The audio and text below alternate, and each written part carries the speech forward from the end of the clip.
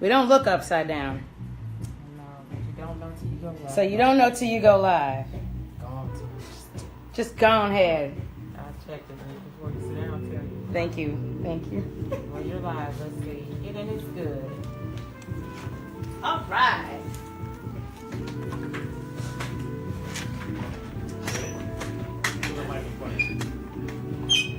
Here we go. 5, 4, 3, 2. Good evening and welcome to another episode of Dana Being Dana. I am your host, Dana Michelle, and we are talking about relationships tonight. We've got matchmakers, coaches, counselors, and Ron.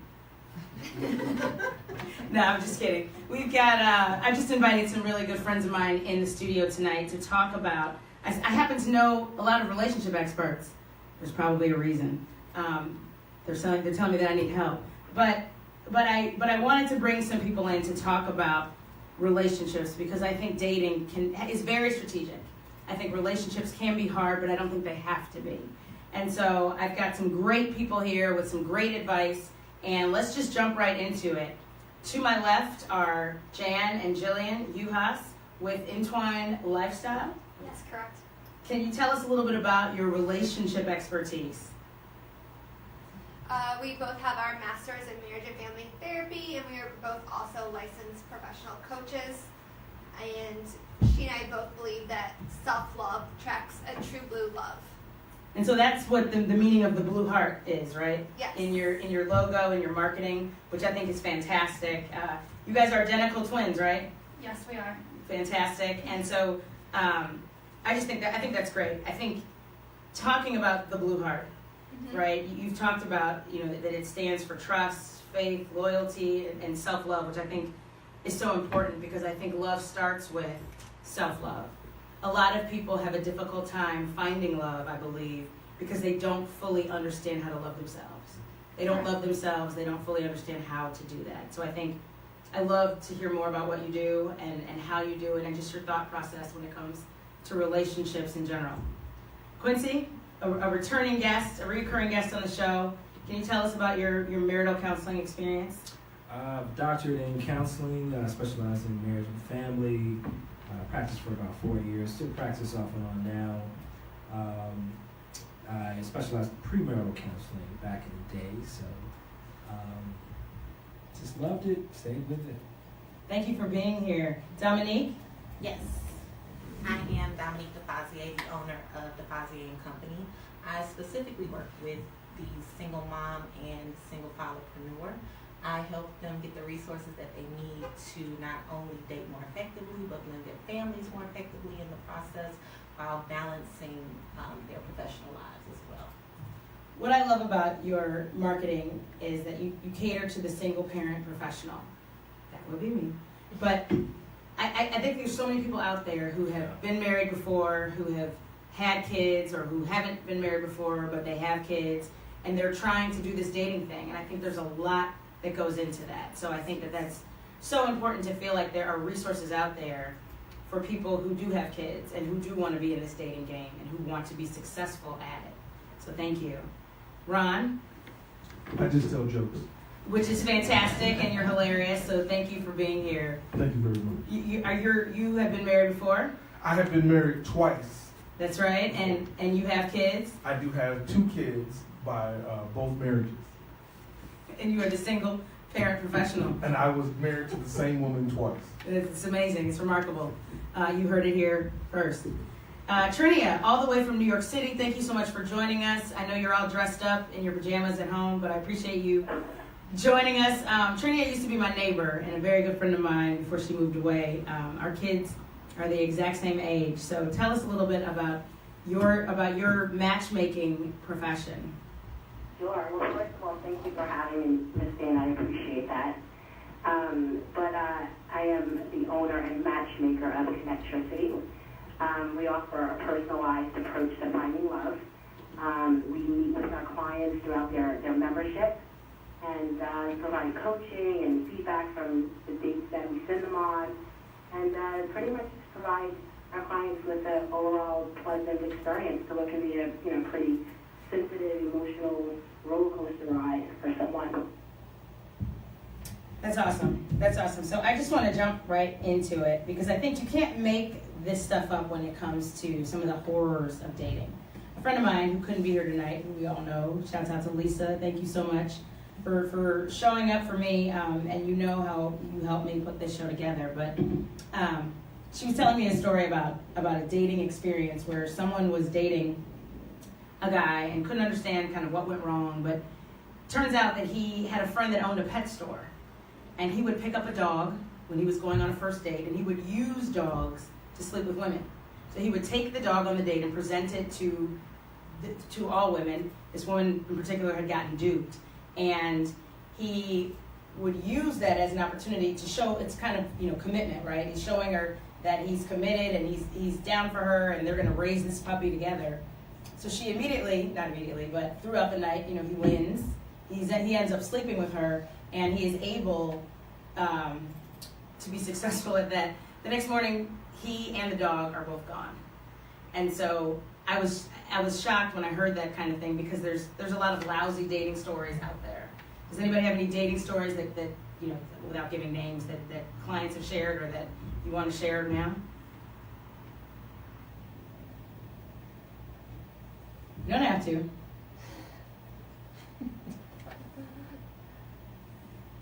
But I just will say that people have had sometimes a tough time out there. First dates don't... Recently, can you hear me? I can hear you. Oh, I can tell you, last week, I had a client go out on a date with a young lady, and he wasn't interested. I'll just put it out there. He wasn't interested. And he pretty much let her know that, in the beginning of the date. The date lasted all but 40 minutes. And he didn't tell her, but through his actions, he's like playing with like the change in his pocket, and he would ask her questions, and she would answer the questions, but then he would ask the same questions like 2 minutes later, indicating that he wasn't really listening. Even he just was not interested. And so I don't know. That's not cool. I mean, if you're not interested in someone, still, that person could be your friend. So you don't necessarily have to act like you're disinterested, and that's what he did. So I thought that was pretty. I think that's right. I think you never know who you can meet. The person you're on a date with could be a connection to you meeting your soulmate, or a business venture, or just another opportunity to further your purpose, even if it's not having to do with love. Which brings me to a great question. Why are people so afraid of rejection? If you follow the principle that all relationships fail but one, right? There's only one relationship that is destined to make it, that is supposed to survive all odds. Why do people get so bent out of shape over a failed first date?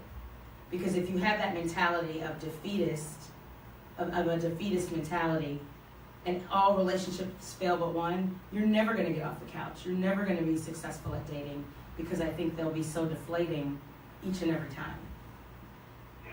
I think that's just, first of all, everyone hates rejection. No one wants to be rejected, whether, regardless if it's in love or a career or whatever. No one can really deal with rejection well. But I think it has, people that are constantly getting rejected,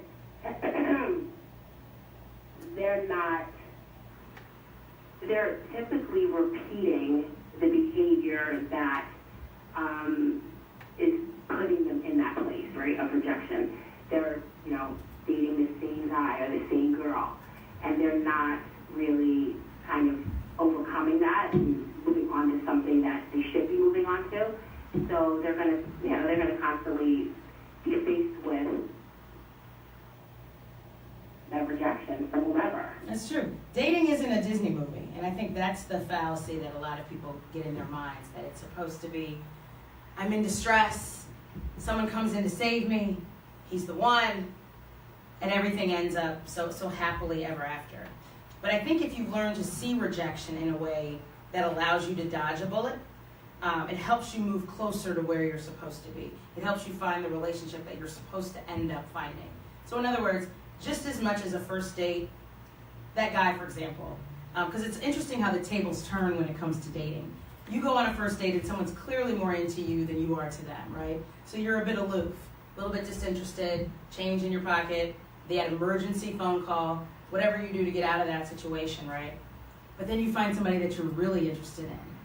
And so you're on the other side of the coin and you're trying to impress this person that you really think could be the one for you, or someone that you're seriously interested in. And it's a bit of a struggle, but you want somebody who wants you just like you want them, ultimately, right? It's so good loving somebody. It is. When And so, somebody loves you back. yeah, that's exactly right. And so it's important That's 60. to keep a 50-50 That's 70, relationship. right, thank you. So it's important to be with somebody or to date somebody where there's a mutual interest. And I think that's so important. Speaking of that, what do you think people are attracted to when it comes to dating?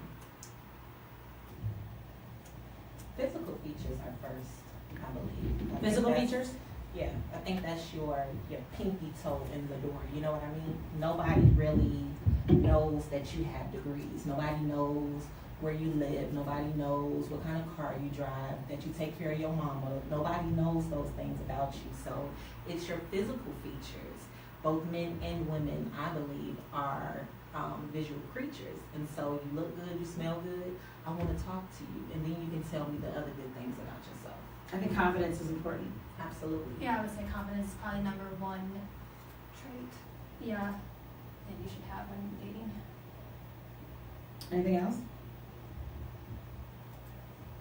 I would say a sense of humor. I think that's so important. I like people that can make me laugh. I enjoy laughing. I enjoy making jokes. So if I find somebody that I can laugh with, I think that's a very attractive feature and quality. It is, as long as the humor is natural and not forced. A lot of times people say they want someone that's humorous, but everybody's humor level is different. And as a comedian, and I know that, so I can't just be funny because I don't know what your funny is. And not everybody's funny. And not everybody, and you don't know what my funny is. So you want the humor to be natural and organic and be able to tap into each other and find out, oh, that's funny. And then you don't always want to just constantly try to be funny. Just be you. What would you say about all these lists that people have? I'm sure that people come to you, particularly for those of you who are matchmakers or who are helping people with love advice, getting out there. When they come to you with these long lists and it looks like a scroll, like whoosh, right? The 10 Commandments. Number one, right? He or she's gotta have this and this and this and this. What do you say to those lists? We say check the checklist at the door. Boom, say that again. Check your checklist at the door. And why do you say that? If you're leading with a checklist, you're more than likely going to fail because all you're doing is disqualifying every person who doesn't meet some specific aspect you have on your list, as opposed to giving that person a real chance and to allow like a real genuine connection to grow. Now you can have things that you might find to be, I guess, important traits to you, but that's more important than just like saying like what type of job they have or how tall they are and certain aspects. I think values are very important. We teach our clients to identify their top 5 values in order to operate from that place authentically. Because if you operate from that place of values, such as open communication, honesty, you're going to attract that into your life naturally on your own from another partner. I think that's true. Anything else? I agree, and I think people don't realize how many marriages have come to be with two people who came together and probably didn't fit each other's checklists.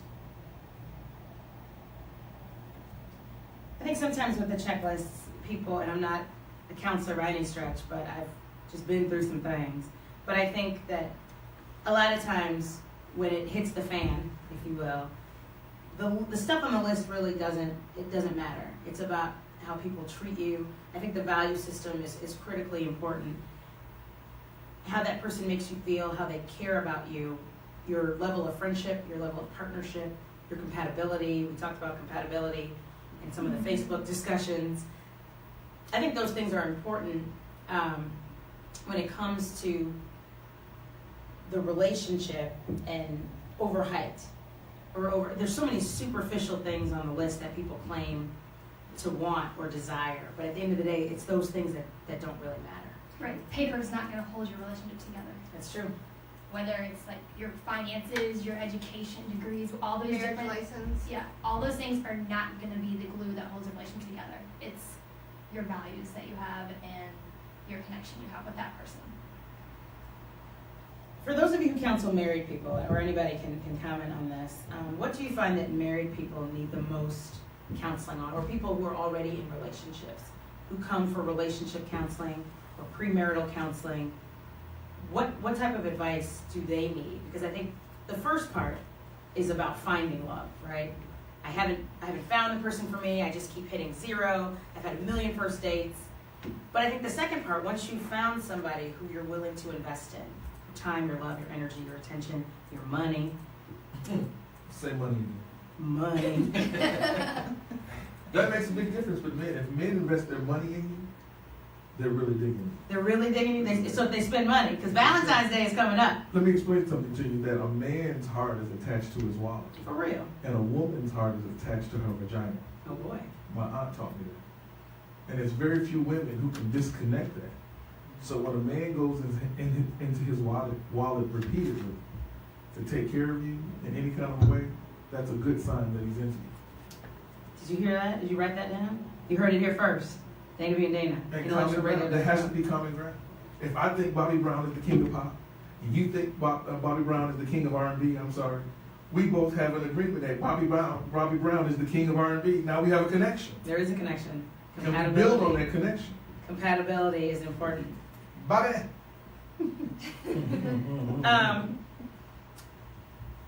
So switching topics, just moving on. What do you feel? Well, the question that I was asking was whether or not what married people need counseling on, or what you find that they need counseling on. What I was saying is that there's two parts to it. One is finding love. The other part is keeping love, maintaining that relationship, building that relationship so that it eventually leads into marriage or a committed relationship. Setting healthy boundaries is definitely important to have a healthy love with a partner. You have to be able to, and we teach our clients how to set boundaries based on their values, not from emotions. We don't emotionally flub the other partner when we're asking for something that we need. So what do you mean by that? Setting boundaries? Sometimes we have limits, things that make us emotionally uncomfortable, and so we need to let our partner know by openly communicate that this isn't working for us. And so we can do that though from a place of value, which allows that person to understand, I value open communication. Is that something you're willing to work with me on? Versus saying, I didn't hear from you last night, or you haven't called me back, like what's going on, or You haven't texted me in 3 minutes. And boundaries must be respected. It's true. yes. You know, don't disregard my boundary just because it's not what you think I should have. I talk to couples in premarital counseling about what marriage is really asking of them, of how awesome and how large a request it is for two people to come together and say, I'm going to spend the rest of my life with you, and I will forsake all others for you. I don't know if people realize how great a responsibility that is and what they're really saying about entering into marriage. It's saying, I want you. Yes. But that's what I work with couples on in the beginning. Do you realize what you're walking into? That's right. Speaking of cheating, what is worse? Physical cheating or emotional cheating? Emotional cheating. Emotional cheating? The guys got really quiet. I didn't hear a response on that. Do you love him?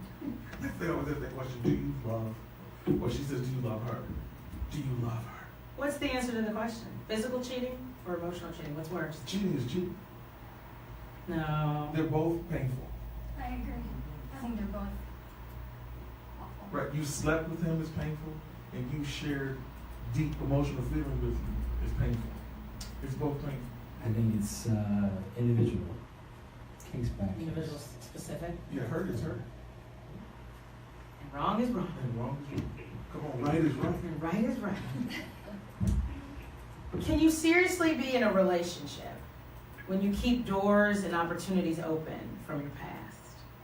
Ooh. You got any sound effects? No, you cannot.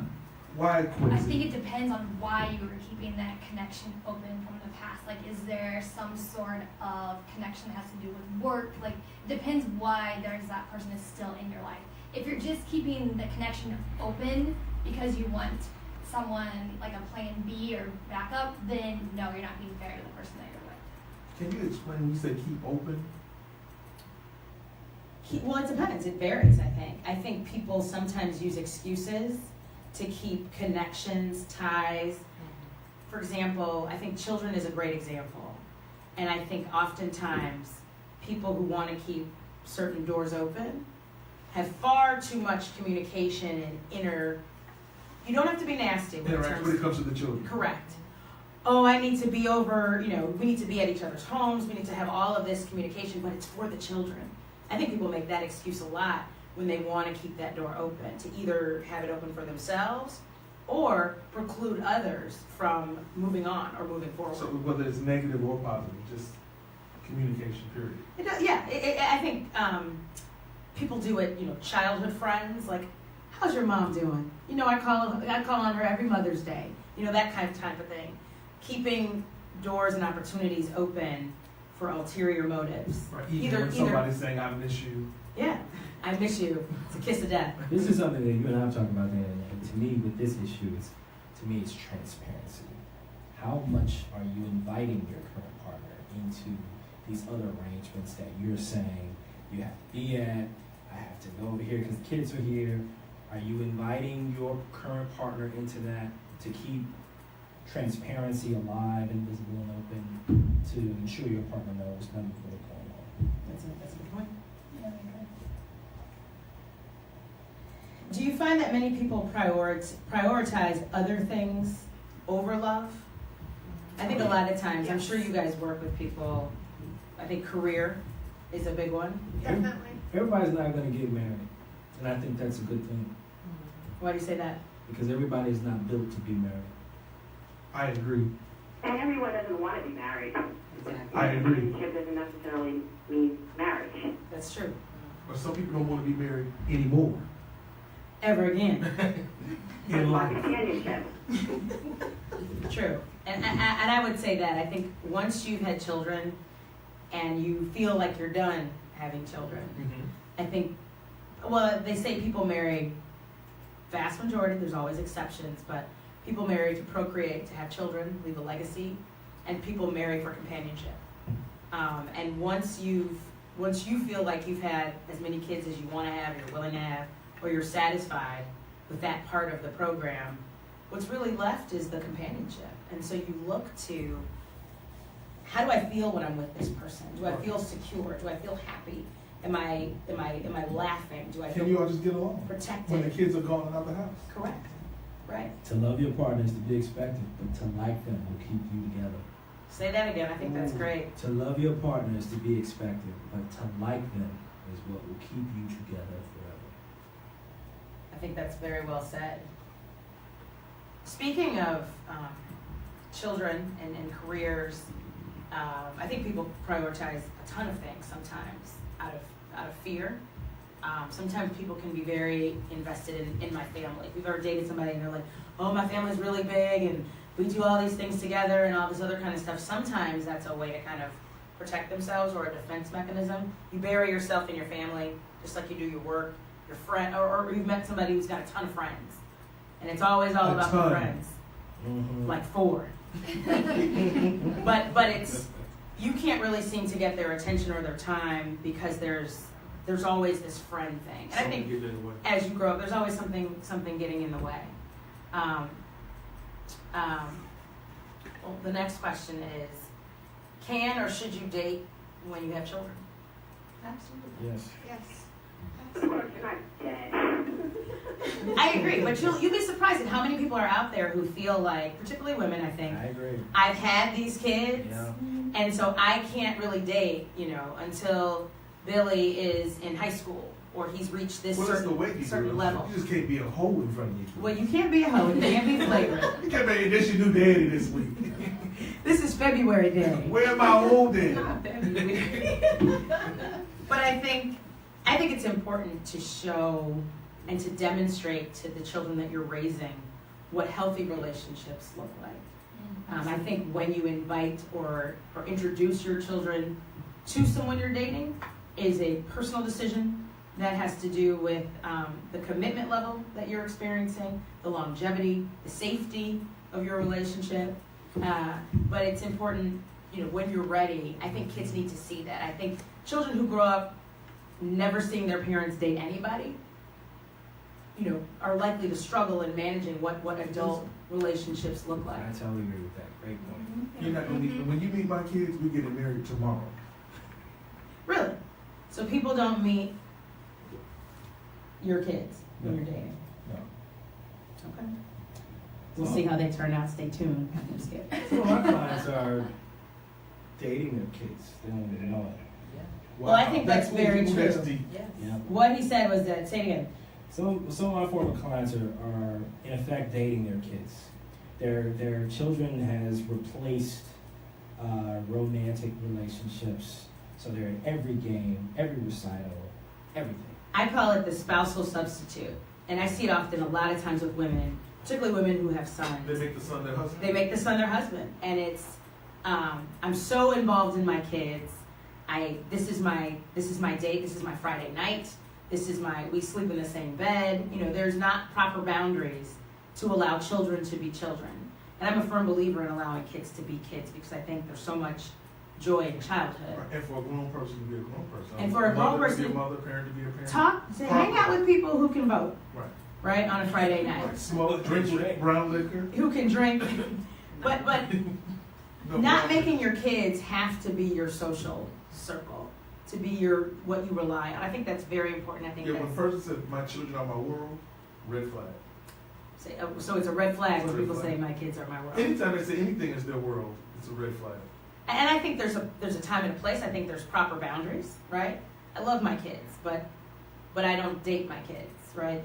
Are you sure, buddy? I'm positive about that. And so it's important. No, I'm very cool on that because I've seen that in other people, and it becomes problematic. It's another barrier, I think, for people to find lasting love, because eventually people kind of get tired of that. There's certain boundaries that have to be in place, I think, when it comes to children and where their place is. Who you're spending the rest of your life with shouldn't be your kids. Do you feed your children first or do you feed your man first? Is there a difference? A dating question. Is there a difference between dating and Netflix and chill? Depends on your age group. How so? Why? Well, I'll be 30 in August, and my significant other and I, we Netflix and chill. We literally watch Netflix, right? But I think a younger generation has kind of created a culture around Netflix and chill. If you get that, hey, come over at 12 a.m., it's no longer called a booty call, because that's what it was called when I was coming up. It was a booty call. You text me, call me after 10 o'clock. Any calls after 10 is a booty call. It's a booty call. So now the Netflix and chill is kind of like bait. I need you to come on over here and bring a password. And I'm going to have, The password. So Right. That's a Right, password. 'cause I'm not paying that $8. Exactly. So I think it depends on the age, because you have older individuals who don't mind Netflix and chilling with their wife or their significant other. Or the other woman. See, I didn't know. I thought Netflix and chill was just that, Netflix and chill. Watching movies and having sex. Trini's also married Actually, I buy popcorn with and kids. everything. See? It's a generational thing because, to answer your question, Jane, I would say, yes, it's the same thing. I don't see, I don't know. I don't see, well, wait, you said, is dating the same as Netflix and chill? Is there a difference? In other words, That's different, I'm sorry, yeah. But I guess you can Netflix and chill when you're in a relationship, and you can Netflix and chill when you're dating, right? similar question. If people invite you over to their home, is that an invitation for sex? If Teddy Pendergrass is playing, as soon as you walk in, Teddy Pendergrass, Yes. Marvin Gaye, turn off the lights. candles. Yes. And light a candle, it's going down. But I would argue that that's somewhat the difference between dating and Netflix and chill. I think when someone's genuinely interested in you at first, it's not all about close the door, right? They want you, they want to get to know you, and they demonstrate they're trying to get to know you with your clothes on by some of the invitations and things that they want to do. I think it's okay to go to someone's house, but like you said, if you're like, what happened to the lights? I thought you said there was going to be other people here. Is it electricity? It was a house party. Is that a change? Is that a swing? Like, what is that? Jesus from white to the swing? You know, 50 Shades Freed is coming out. Right. Get ready. Happy Valentine's Day. Is that a midget? Do you think, and this question came up in some of our chats, is when it comes to penis pictures. Can we say penis? Bang, you just went right in there. Dick pics. When it comes to genitalia photos, how do you get people to not send you those? And I think women sometimes like to send themselves scantily clad. I haven't heard two men be like, "Oh, don't send me yourself naked. Like, please stop. Ooh, no more texting titty pics, me. please. No more naked pics, please." I'm tired of you. But I do think penis pictures come often and too soon sometimes. Do you have advice for clients on how to close that down? Yes, don't. Just don't. Don't. That did nothing for me. Don't send it again. I tell my friends. Can I send this to your mom? Well, she might be into that. But I tell some of my older friends, I have some older friends that think that's the thing to do. And I let them know that the last thing that a woman wants to see is a picture of a penis. That's just not what gets it for. Especially, it could be fake. There's a lot of photoshopping going on. Whether it's fake or not, whether it's his or not, that's just not the thing to do. That's not a cool thing to do. And I think sometimes Now, people... if you send them a picture of a $100 bill and I put like a comment, I'll take care of that. They're like, "You send more of those." Nightcore with $100. Yes, I'll take that all day. So send a bill back. So try that, ladies. The next time you get a penis picture, send a bill back, and then get this conversation started. Get it You going. do it like a Chase Quick Pay. A quick pay. All day. That'd be amazing. I love BMO it. to BMO? Yes, I'll take that. I love it. But I do find that some women, I've heard people, sometimes those are deal breakers for people. If we're dating and I like you and things are going well, and all of a sudden Ooh, let me send I a got picture your of my junk in my inbox, in my DMs, people are like, dick. "Oh my gosh, DM is for dick mail. That's what it's not dick mail, it's direct messaging." But sometimes those are deal breakers for people, and they just want outs. And so the question is, do you think people quit too early when it comes to relationships these days? Yes. Absolutely. How so? Why?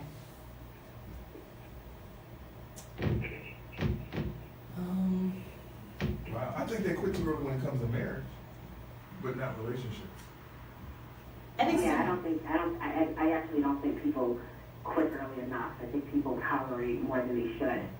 And as a result, they find themselves in relationships that they don't want to be in. You should have been off this date 10 minutes ago. I should have been gone a long time. I think those who quit too early are dealing with the feelings of potential rejection and wanting to beat their partner to the punch. And that probably is rooted in the fact that they've been rejected so many times. And so to avoid that feeling of what they've become so accustomed to and all the feelings of failure that are associated with it, they quit. And I think sometimes that's bad or unfortunate. I'll add to that. I honestly think that people quit too soon because of the society that we live in now, which is kind of like your microwave society, add a woman and stir, add a man and stir.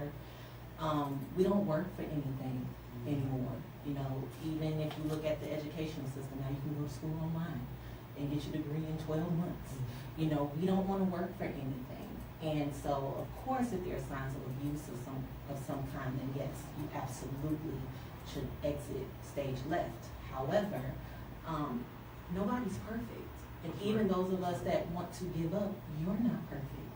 You know, and if you ask your partner what they don't like about you today, they will probably give you a long laundry list of things. And it's called relationship grace, I think. Whether you're in a marriage or in a committed relationship, you have to extend that grace to your partner, because everybody falls short at one point in time or another. I like that. I like relationship grace. And what I have found in some of the chat groups and things that I've seen, people can be very critical of other people without taking a close look at themselves, right? People with no jobs want people with six figures, right? No job. People with no gym No memberships. resume. People with no gym memberships want six packs. Right, no application, no sit-ups. People with no degrees want somebody Bellies. Ooh, from that's- Harvard. And so, I think it's Kennedy okay. King, I can't mess with you. Kennedy King. I think it's important to have, everybody has aspirations and goals. And I'm not saying you necessarily have to box within your weight class, but I think that, like you said, the relationship grace, being more forgiving, taking into account that some of the things you want are some of the things that you need to also be giving as well. And that's an advanced skill for people to have. I applaud people who can do that because everybody can. Your arms are too short to box with this relationship. Your arms are too short. Thank you for getting that. Do you have any advice for your clients on texting when it comes to texting in a relationship? Yes. I would only text if you are giving like a specific type of instruction, directions, things that are not associated with emotion. Certainly when text, be it because of an argument, because you're lacking tone, paralinguistics, things of that nature. Not a good idea. Things can get misconstrued really fast, and that conversation can go south really fast. I am the text queen. I am very guilty. So I will tell you now, like you and I, we have a conversation. I want to talk to my person. I'm going to wait. You're going to ask me a million times, what's wrong with you? And I'm going to say, Nothing. I'm a bit passive aggressive, so I'm going to wait till you leave. And I'm going to pull that phone out. And when I tell you, I'm going, I hate that. now. Because I'm the kind of person that there's certain things I probably shouldn't say. And I think that's God, but I want to get it out because I don't want to forget. And then the next day, be like, shoot, I meant to say that. But I will tell anybody, whether you're dating or in a relationship, and I'm preaching to myself, it's not okay to text your partner or text your husband or text your wife because you owe them more than that. And communication has three parts. It's the sender, the receiver, and the message. So as the sender, it's your responsibility to make sure that the receiver gets exactly how you intended for that message to come off. And like you said, nonverbal communication is the worst. So I think it's important that even if you want to text them, just kind of take a breath and say, you know what, we'll talk about this when I calm down. I was once broken up with via fax. Not a fact. Not a fact. That's the truth. But I think when things are good, We're over.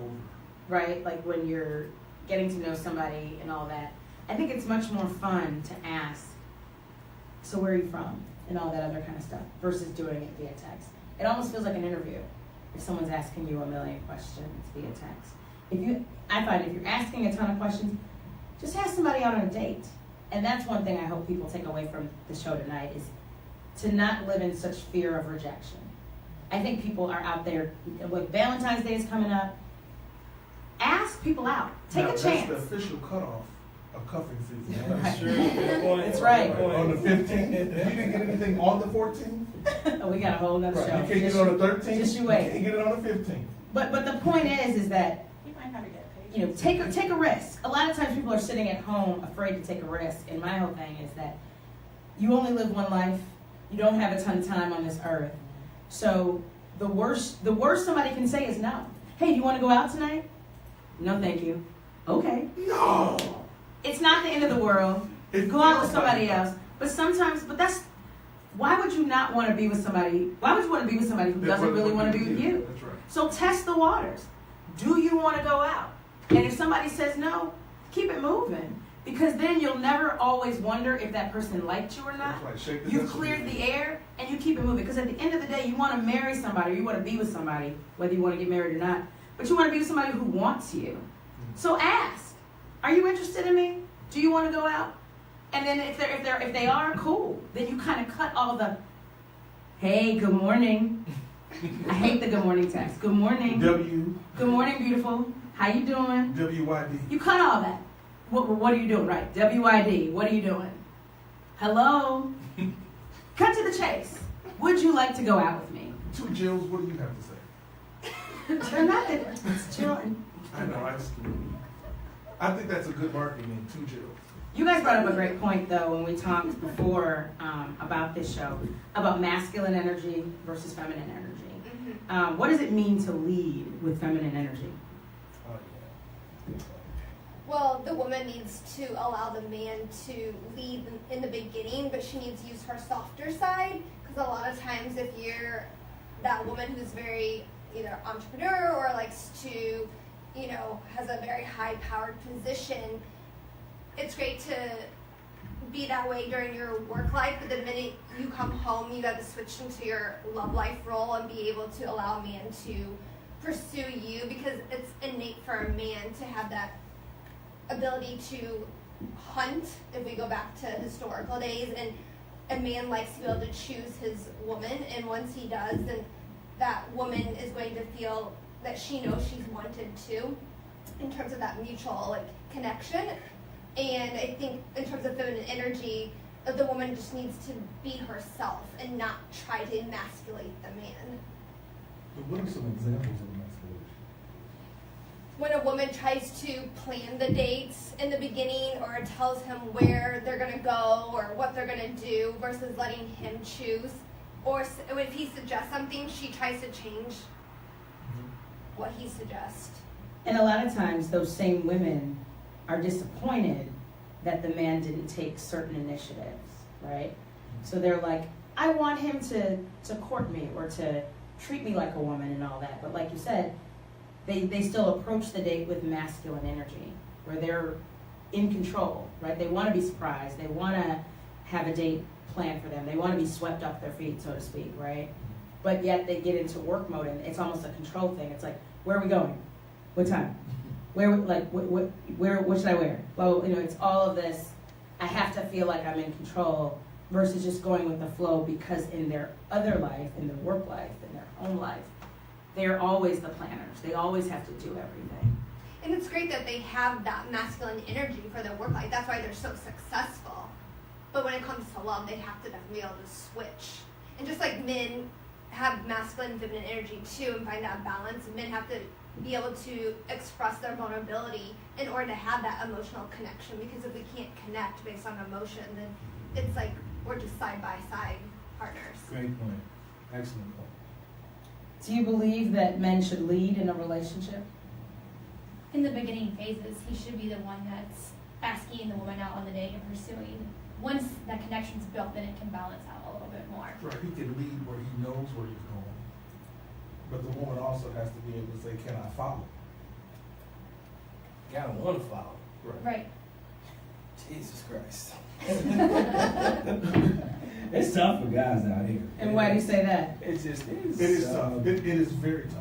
Really? Because women would argue with you, and I'm sorry that my computer's women would not argue. working. There it is right there. Women will argue. Well, they will, but they'll say, oh no, there's 900 women for every man, blah, blah, blah. That is not the case in Chicago. Right, it's not in Chicago. And that has nothing to do with anything. I think there's a shortage of good people, period. I find a lot of good men looking for good women, and people just not crossing. But why is it tough for guys in these mean dating streets? A bad experience, past experiences, they bring over into current experiences. Who's they? You talking about women? Women. But a lot of, I do have an opinion that many times, and I've only dated black women, I just find them to have a higher degree of difficulty. Look at Tony. You smell Zoom in on that face. Right, can you zoom in on the face? Did you get that face? Did you get that face? I knew he was going there. They do. But we could, I think that can be worked out though. And then you're dealing with age categories. You're dating in your 40s, dating in your 50s, dating in your 30s. All those are different decades that bring about different things. I think that's absolutely true, because I think your priorities are different. Right. 20s and 40s are two entirely different worlds. Very true. When it comes to men, should men express sensitivity? I told you before, you have a 2-cry minimum per year. 2 cry. My nickname, Minimum or maximum? my nickname in college was Ralph Trasman. Oh, that's so tender. The man with sensitivity? Yes, Yeah. yes. Right, you would hit them, you were like, can I take this about? Hopefully. What do you advise your clients on when it comes to dating profiles? Where do people go wrong when it comes to dating profiles? Because a lot of people do online dating, and I think the use of online dating is only going to rise over the years. Tinder is huge right now. But ladies, stop putting pictures of cats and dogs as your phone. So women are putting a lot of animals, a lot of pets. Guys do it too. Baby. There's a lot of bathroom shots, which I think is bathroom and gym shots. Like it's great that you work should out. definitely include those off your One lady profile. with 6 kids, I'm like, And you also shouldn't be putting party pictures up if you're wanting to have like a real relationship with somebody, because then they just think, oh, you're just wanting to have fun, and so you need to be careful with what you are projecting. Also, we say stay away from like sunglasses and hats because you're hiding something. If you're hiding behind lots of accessories. I think dating profiles puts everything out in the open. As opposed to meeting you and knowing nothing about you. There's an adventure journey that I have to go on to discover if you're the woman I really want to be with. And there's an enjoyment component to that. There's an attachment component to that in going through that search. When I look at your profile, I cut to the chase. I know how old you are, I know everything, not everything about you, but I know a lot of important things about you, and I can decide right then and there, you know what, I'm gonna skip this person and move on to the next. Your profile should tell us your life story in a way that says, I want to join you on your journey. So it should be like a positive representation of you. Not like I've been hurt before. You shouldn't do this. I think when you, 3 paragraphs, a problem. I think brevity is key. I think give a couple of facts to pique interest, but the idea is to get somebody to be interested. If you put it all out there, I think you get it wrong, because like you said, the mystery's gone. You've kind of laid it all out there. And a lot of times it's laced with, whether you want it to be or not, it's laced with your checklist. So it's all of these things about what you don't want, what you've been through, Right, how you've been hurt. like, if you're on bullshit, I can't even deal with you later. Swipe left. Right. But it's got so many things in it that can be turnoffs. And I think leaving a little bit of mystery, leaving some intrigue, dressing the way you want to be perceived on dates. If you're scantily clad, then, if you look like a stripper, people may show up on the date with If you singles. walk like a stripper. Yeah. If you talk like a stripper. But it's difficult to demand a certain level of respect. People will judge you based on the way you put yourself out So, there. you can't look like Cardi B on the first date. I mean, if you wanted to. I don't dance. We always say leave a little mystery or you'll be history. Leave a little mystery or you'll be history. I think that's true. What about the colors of clothes that you wear on the first date? For women, we always recommend to wear white or blush pinks or peaches because it has a Like a mauve? It's very bright. yeah, mauve. Because what does the color indicate? Well, it represents men are very visual creatures, and so we want to sort of be able to psychologically captivate him as women's pureness, her innocence, and also like wife material because women wear white on their wedding day. So wearing If red they on can. the first date, right? So wearing red, you do not recommend. No, that says I want attention. Versus I'm comfortable in my own skin. Yeah, I'm confident. What do you find is the hardest part about being a coach, matchmaker, counselor? What do you find to be a challenge? My clients' intransigence. We can go over and discover the route we need to go, but they just can't get there. They're so stuck in their ways, stubborn, and it becomes a pattern that is very difficult for you to break out of because they've been embedded in them for years. That can be frustrating in my role. What's frustrating for me is when the client's not committed to the transformation process and I'm more committed than they are and I see their potential and the best in them, but yet they just keep focusing on the hiccups of what's challenging versus taking action. They're overanalyzing, overthinking, trying to control every possible solution to what they need to get past, but they just keep in that same state of mind over and over again. So I think lack of commitment is a big challenge. Anyone else? Through this process, and I think there can be challenges when it comes to counseling other people because you get all into everybody's lives. You get into the good, bad, but the beauty of it is I think you see a lot. You get to see a lot about people, and you have to like people. That's part of that. You see all kinds of stuff. So what are some of the things that you've learned about yourself in your counseling of others? I think for me, I'm a bit of an emotional sponge. And so it's kind of like when we're on the phone or we're in person, you unload onto me and you walk away feeling 10 pounds lighter, and I go to sleep like, how am I going to, be able to help this person, kind of thing.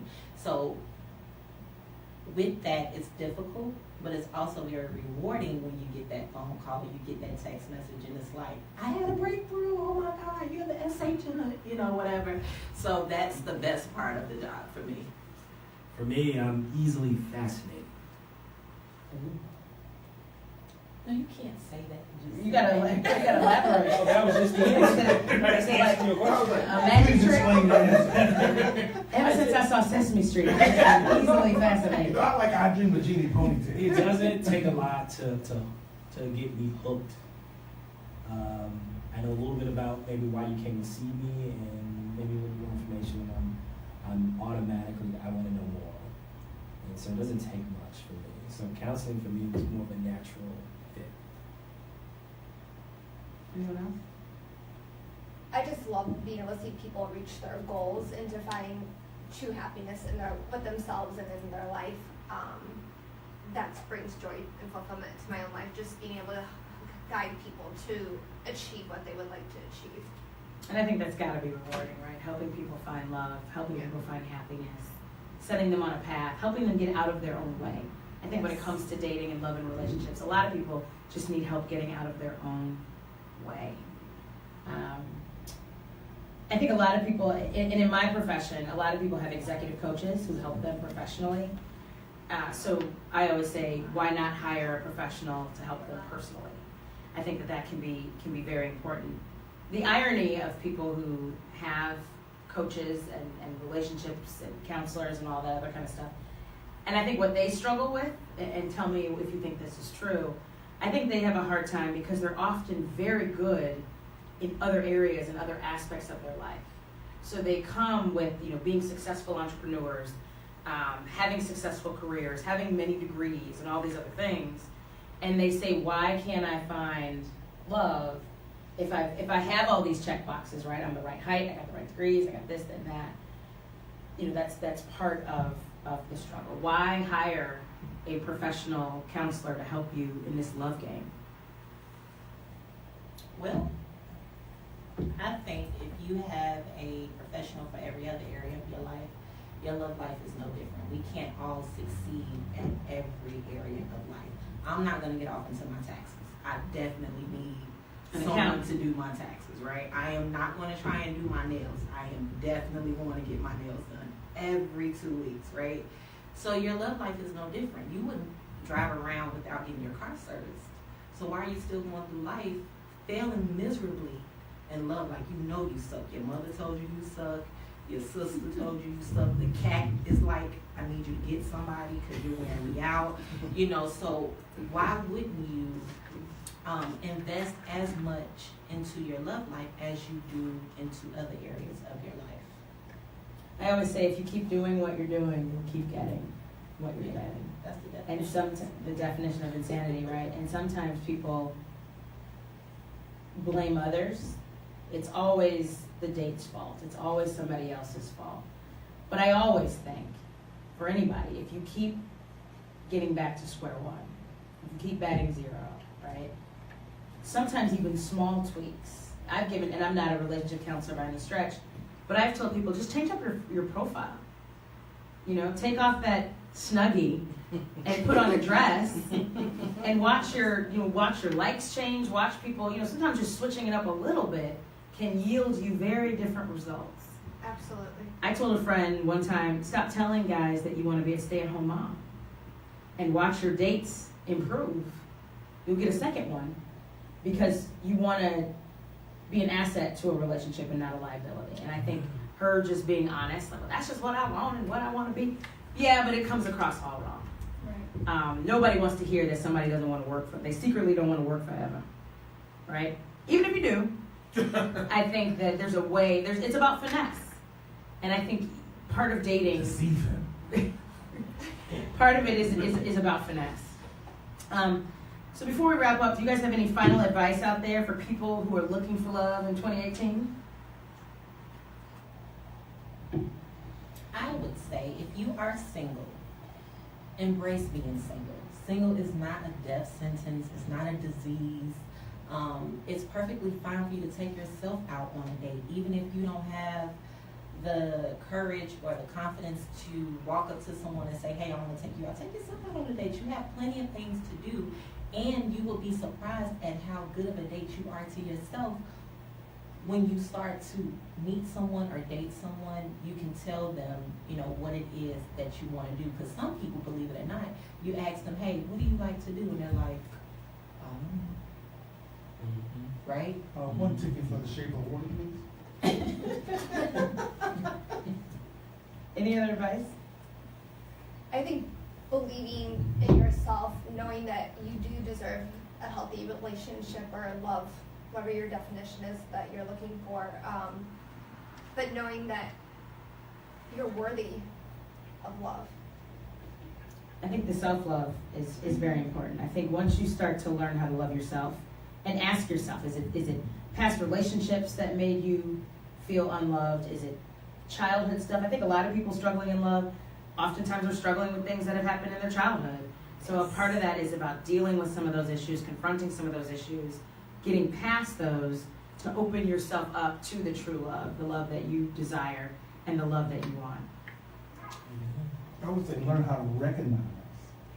Learn how to recognize those things that you know are good for you. I think all of that is great. I want to thank you all for being here. Thank you, Trinia, for joining us from New York. Can you give everybody your website and how to contact you? Yes. I just want to say one thing too. Also, if you don't mind. Sure. My advice would be just to also be open to, dating outside of your comfort zone. I can't tell you how many people I get, with that checklist that you're talking about. They're always describing their ex, people that they typically date.